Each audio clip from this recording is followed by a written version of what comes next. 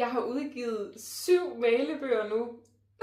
Det er fuldstændig vanvittigt. Altså jeg kan jo officielt sige, at nu har jeg udgivet mange malebøger. Den første malebog, jeg udgav, var Stretch, Breathe and Color, som er en yoga-inspireret malebog og sådan calm vibes. Og virkelig nogle fine sider med smukke kvinder og ja. Den anden malebog, jeg lavede, var Sjælerejsen, som er meget mere end blot en malebog, for den er nemlig fyldt med en masse refleksionsspørgsmål, så virkelig sådan en selvkærlig malebog. Den har nemlig både refleksionsspørgsmål og farvelægningssider, der passer til, så det er virkelig en smuk malebog. Den næste, der kom, var Autumn with Molly.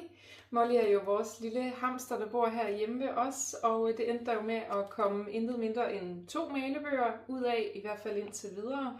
Og her er efterårsudgaven, og her er juleudgaven. Den 5. bog blev så en malebog fyldt med alle mine følgere og deres kæledyr, så der har jeg faktisk tegnet mine følgere og deres søde kæledyr. Den er virkelig fin.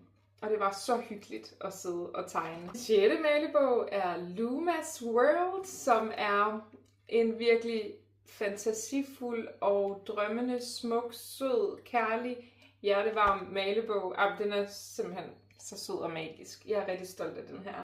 Og den nyeste skud på stammen er Small Moments, som er en malebog med nogle lidt mere simple sider, som ikke kræver sådan flere timer, når man skal sidde og farvelægge. Og nogle af jer kan måske genkende nogle af siderne, fordi at det også er dem, der har...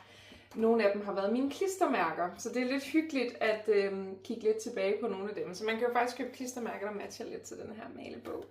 Men alle malebøgerne, de kan købes inde på pernillevesseling.dk.